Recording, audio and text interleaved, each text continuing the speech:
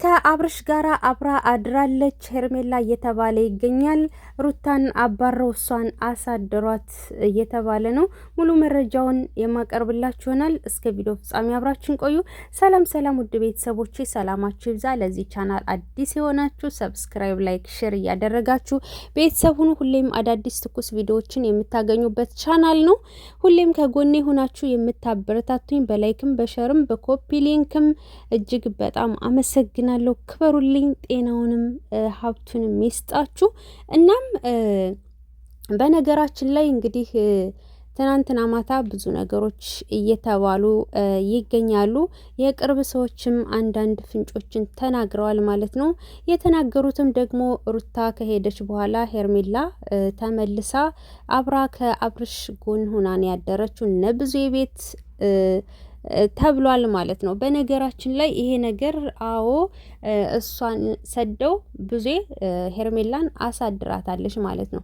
ካሜራ ውስጥ ደግሞ ያላስገባቻት ትችቱ ጭቅጭቁ ስለሚመጣባቸው ሩታን እንዴት ሰዳችሁ እሷን እንዴት ታሳድራላችሁ ተብለው እንዳይጠየቁ ይሄንን አድርገዋል ማለት ነው። በነገራችን ላይ ዴብም ሆነ ሄርሜላም ሆነች ብዙም ሆነች ለአብርሽ እያሰቡለት አይደለም። ቢያስቡለት ኖሮ ትናንትና እንደዛ ስታቅፈው እንደዛ ስትጨምቀው ራሱ ኢቭን ያስቆሟት ነበረ። ገባችሁ? ልጁ ስትረስ ነው የታመምከው ተብሏል አይደል? ስትረስ ነው እስከተባለ ድረስ ደግሞ አይ ራቅ ብለሽ አዋሪው ምናምን ይሉ ነበረ ቢያስቡለት ኖሮ። ገባችሁ? እነሱ ፉክክር የያዙት ከሩታ ጋር አይሆንም ከሄርሜላ ጋር ነው የሚለው ነገር ስለሆነ አንድና አንድ ምንም ታድርግ ሄርሜላን ጸጥ ነው የሚሏት ማለት ነው። ለአብርሽ ቢያስቡ ኑሮ ግን ማለት ነው ይህንን ነገር ይከላከሉ ነበረ። እና ሄርሜላም ፉክክር ነው የያዘችው ከሩታ ጋራ። በአጭር ጊዜ ቀናቶች ወራቶች ይፈጃሉ እንጂ በእጄ ነው የማስገባው ስላለቻት ያ ነገር ያማታል። የሆነ መሸነፍ ነገሪስ የሆነ የመሸነፍ ስሜት ይሰማታል እና ማሸነፍ ነው የምትፈልገው። ገባችሁ? እናም እሷ ፉክክር ነው የያዘችው ከሩታ ጋራ መሆኑ በራሱ ያማታል። በቃ ትናንትና ራሱ እየቀናሽ ነው የምትሄጂው ምናምን ስትላት ነበረ። በነገራችን ላይ ሩታ እደሪ ተብላ ነበረ ማለት ነው። ግን ደግሞ ሩታ ለምንድነው ጥለው ሄደች? አምነሽ ነው ወይ ለነሱ ጥለሽ ሄደው እያላችሁ ብዙ አንዳንዶች የምትናገሩ አላችሁ ማለት ነው። ይውላችሁ እሷ ጭቅጭቅ በዛባት፣ ክርክር በዛባት። ስለዚህ ያላት አማራጭ ለነሱ ጥላላቸው መሄድ ነው። ገባችሁ? እናም እናጸልይለታለን ብለዋል። ያጸልዩና እስኪ ምን ሊል ነው? ሊለፈልፍ ነው ወይስ ምን ሊል ነው? እንደለመደበት ጸጥ ሊል ነው? አብርሽ ምንድን ነው የሚፈጠረው? ከዛ እንግዲህ ለመጨረሻ ጊዜ የሩታ ሀቅ ይወጣል ማለት ነው። ምንም ይሁን ምንም። ከዛም በኋላ እንግዲህ የሚሉትን ደግሞ ሰምተን እንፈርዳለን ማለት ነው። ገባችሁ? ግን ደግሞ አንድን ሴት የልጅ እናት የሆነችን ሴት ለመጣል ይህን ሁሉ እርቀት፣ ይህን ሁሉ ሴራ፣ ይህን ሁሉ ልፋት ምን አመጣው? ምን አመጣው እንዴ? አብርሽ ራሱ ማለት ነው ራስን እየጎዳ እንደሆነ ማወቅ አለበት። ስትረስን የታመምከው እስከተባለ ድረስ ከሁለት ሴት ጋር እየተጋተትክ መልሰህ ነፍስህን ከማስጨነቅና እንደዚህ ከመሆን ለምን ወይንም ከሁለቱም ህይወት ውልቅ ብለህ ወጥተህ ራስህን ትሪት ማድረግ አሊያም ደግሞ ትዳሬ ነው የሚሻለኝ ብለህ ካልክ ደግሞ ቀጥ ብለህ ትዳርህን መምራት። ገባህ? በቃኝ ብለህ እንደገና መመለስ ሳይሆን ደግሞ እዚህ ጋር ደግሞ እንደገና ከተመለስክ በኋላ ደግሞ መልሰህ እዛኛው መሆን የለበትም። አሁን ትናንትና ይችኛዋ ስትስምህ ጸጥ፣ በሁለቱም ሴት መሳም፣ በሁለቱም ሴት መታቀፍ። ይሄ ምንድን ነው ደስታ የሚሰጠው? አፍ የለህም? ማስቆም አትችልም ወይስ ምንድን ነው? ሮቦት ሆንክ እኮ በቃ የማይናገር የማይጋገር ሰው። እንዲህ ምን ቤት የተቀመጠ ቴሌቪዥን ልክ በሩኝ ሞት እንደምታንቀሳቅሱት ማለት ነው እየሆነ ያለው። እና ይሄ ነገር እስከ መቼ ነው? ያሳፍራል እኮ። እዛ ጋር ወንድ ልጅ ተኝቶ ስጋ እንዳያሞራ። ረረረ ምንድን ነው መጋተት? እዛ ጋር ልትቃረጡት ነው ወይስ ምን ልታደርጉት ነው? ምንድን ነው እየተካሄደ ያለው? ፈጣሪ ሆይ ትዕግስቱን ስጠኝ።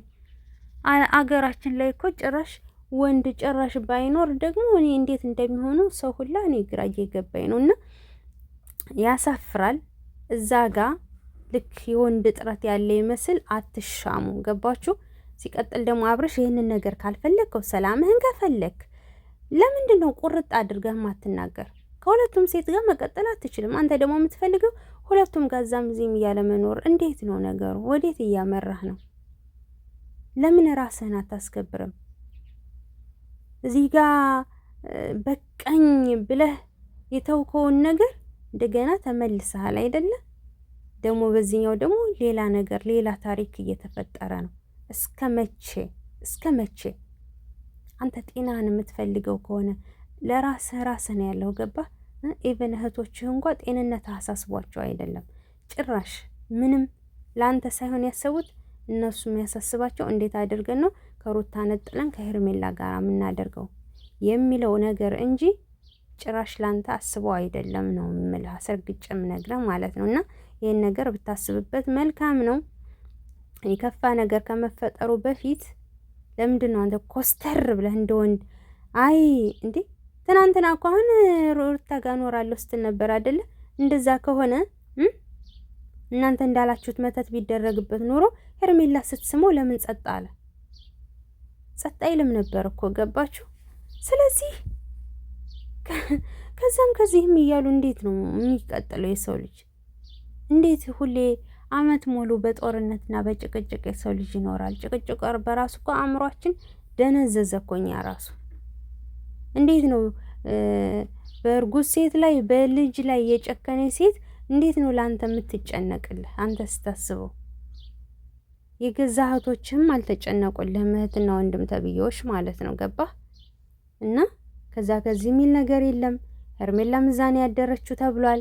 ብዙ አላማዋና ኢላማዋ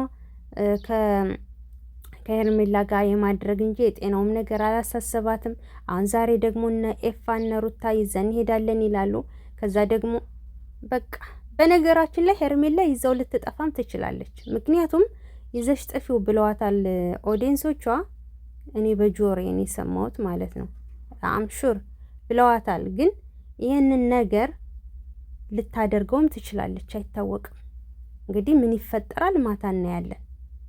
ከዛ ወዲህም አዲስ ነገር ካለ እንግዲህ አሳውቃችኋለሁ። እና ሩታን ልኮ ሄርሜላ ማሳደር ፌር አይደለም። ገባችሁ? ኤፍሬምን ልኮ ዳኒ እዛ ጋር ጥሩም አይመጣም ማለት ነው። እንደው ሩታ ብትኖር ኖሮ እዛ ብታድር ሁለታቸው ሲቧጨቁ ሲጨቃጨቁበት ሊያድር ነው። እውነት ጤንነቱ የሚያሳስባችሁ ከሆነ እህትና ወንድም እና አብርሽ ይሄ ሁሉ ነገር እንዲደርስብህ የምታደርገው ራስህ ወደህ ፈቅደህ ነው። ምክንያቱም ኮስተር ብለህ ራስህን እንትን ማለት ራሱ መወሰን አልቻልክም። ገባህ? በዚህ ከቀጠለ ግን የከፋ ነገር ነው የሚፈጠረው። ደስ አላለኝም እኔ ማለት ነው። ምክንያቱም የምናያቸው የምንሰማቸው ነገሮች በጣም የሚደብሩና የሚዘገንኑ ነገር ናቸው። ለማንኛውም ውዶች የዛሬው ቪዲዮአችን ይህን መስል ነበር። በቀጣይ ቪዲዮ እስከምንገናኝ ሰላም ቆዩልኝ።